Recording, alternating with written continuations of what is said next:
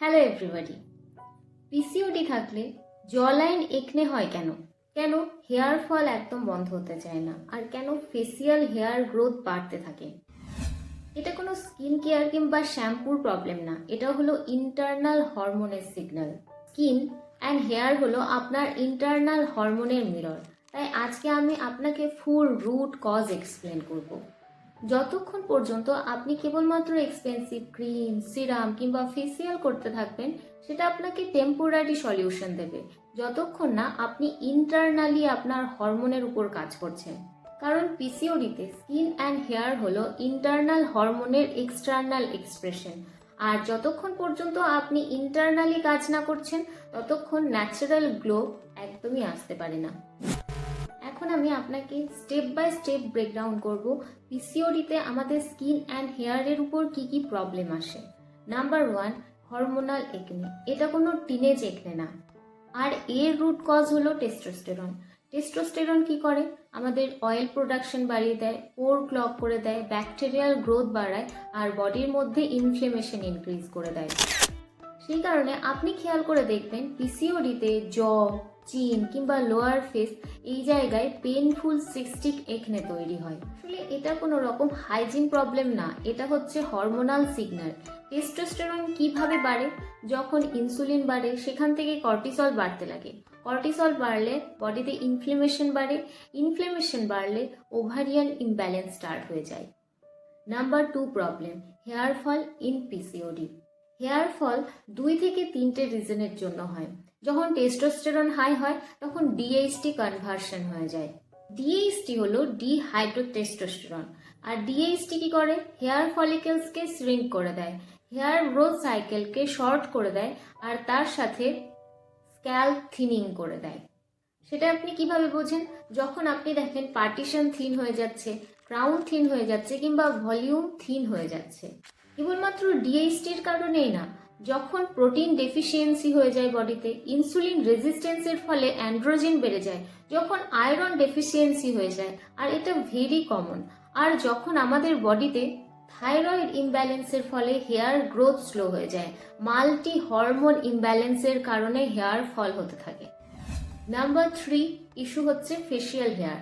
যখন বডিতে টেস্টোস্টেরন কিংবা ইনসুলিন বেড়ে যায় কিংবা জেনেটিক সেন্সিটিভিটি থাকে, এর ফলে চিন, আপার লিপ, চেস্ট এই সব জায়গায় very common facial hair growth হতে থাকে।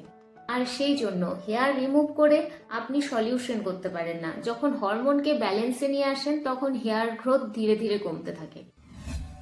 এছাড়াও যখন আমাদের বডিতে ইনসুলিন হাই হয়ে যায় তখন ওভারি আরও বেশি বেশি করে টেস্টোস্টেরন সিক্রেট করতে থাকে, ফলে অয়েল প্রোডাকশন বেড়ে যায়, ইনফ্লেমেশন বেড়ে যায়, ব্যাকটেরিয়াল গ্রোথ বেড়ে যায়, হেয়ার ফল অনেক বেশি হতে থাকে, হেয়ার উইক হয়ে যায়। আর এগুলো তখন হয় যখন সুগার আমরা টু মাছ পরিমাণে নিই, যখন টু মাছ পরিমাণে আমরা রিফাইন কার্বস নিতে থাকি, আর তাই যখন আমরা ইনসুলিনকে ব্যালেন্সে নিয়ে আসি, গ্লো ন্যাচারালি আসে। নাম্বার 5 রিজন, যখন আমাদের গাট অ্যান্ড লিভার ইমব্যালেন্স হয়ে যায়। যখন গাট উইক হয়ে যায় তখন ইনফ্লেমেশন বডিতে বাড়তে থাকে, আর তার ফলে ঠিকঠাকভাবে নিউট্রিশন অ্যাবজর্ব করতে পারে না, আর একনে আসতে শুরু করে। কারণ তখন আমাদের ইস্ট্রোজেনকে ঠিকঠাকভাবে ব্রেক ডাউন করতে পারে না, আর সেই টক্সিনগুলো স্কিনের মাধ্যমে, একনের মাধ্যমে স্কিন থেকে বাইরে বেরোনোর চেষ্টা করে। সেই কারণে জ লাইন, চিন এইসব জায়গায় আপনি পেইনফুল একনে পান। তাহলে এখান থেকেই বোঝা যাচ্ছে যে একনে হলো গাট অ্যান্ড লিভার ওভারলোডের সাইন। অ্যান্ড নাম্বার 6 রিজন হচ্ছে ইমোশনাল ইম্প্যাক্ট, যেটা আমাদের স্কিন অ্যান্ড হেয়ারকে ক্ষতিগ্রস্ত করে। যখন সেলফ কনফিডেন্স থাকে না, সোশ্যালি আপনি কনফিডেন্ট ফিল করেন না রাস্তায় বেরোলে, তখন সেটা আপনার স্ট্রেস লেভেলকে বাড়িয়ে দেয়। স্ট্রেস লেভেল বাড়লে কর্টিসল বাড়ে, তার ফলে আপনার হরমোনাল একনে ফেসের মধ্যে আসতে শুরু করে, আর এটা একটা ভিসিয়াস সাইকেলের মতো কাজ করে। ইমোশনাল স্ট্রেস থেকে একনে, একনে থেকে ইমোশনাল স্ট্রেস। সেই জন্য আমাদের এখন কিছু কাজ রয়েছে, যেমন ইনসুলিন ইমব্যালেন্সকে ঠিক করতে হবে, ইনফ্লেমেশন রিডিউস করতে হবে, লিভার ডিটক্সিফিকেশন প্রসেসকে আবার ঠিক করতে হবে, অ্যান্ড ওভলিউশনকে রিস্টোর করতে হবে। ইনসুলিনকে ব্যালেন্সে আনতে গেলে আপনাকে ব্যালেন্স মিল নিতে হবে, প্রতিদিন মিলে প্রোটিন অ্যাড করতে হবে, ডেলি ওয়াকিং করতে হবে অ্যান্ড স্ট্রেংথ ট্রেনিং করতে হবে উইকলি 3। ইনফ্লেমেশনকে রিডিউস করতে হলে আমাদের অ্যান্টি ইনফ্লেমেটরি ফুড নিতে হবে, স্লিপকে কারেকশন করতে হবে অ্যান্ড স্ট্রেস রিডিউস করতে হবে। আর লিভারকে সাপোর্ট করতে গেলে ফাইবার রিচ ফুড নিতে হবে, বিটার ভেজিটেবল নিতে হবে আর বডিতে জলের পরিমাণ বাড়াতে হবে। ফলে যখন ওভালিউশন ব্যালেন্সে আসবে তখন প্রোজেস্টেরন বডিতে বাড়তে থাকবে, টেস্টোস্টেরন কমতে থাকবে, স্কিনের গ্লো ন্যাচারালি বাড়তে থাকবে, হেয়ার ফল ধীরে ধীরে কমতে থাকবে, একনে রিডিউস হতে থাকবে। তবে কিছু জিনিস অবশ্যই মাথায় রেখে কাজ করবেন। টু মাচ একনে ক্রিম ইউজ করবেন না, যে কোনো ধরনের সাপ্লিমেন্ট নেবেন না, ক্র্যাশ ডায়েট অবশ্যই করবেন না, স্ট্রেংথ ট্রেনিং করতে পারেন কিন্তু কার্ডিও টু মাচ পরিমাণে অবশ্যই করবেন না। External fix without internal healing আপনাকে টেম্পোরারি রেজাল্ট দিতে পারে। যদি এখনো আপনি পিসিওডি নিয়ে স্ট্রাগল করছেন, দেন স্টপ ট্রিটিং এক্সটার্নালি।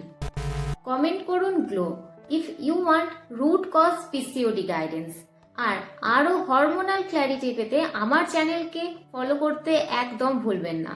ততক্ষণ পর্যন্ত মনে রাখুন, ইয়োর হরমোন ইয়োর ফ্রিডম।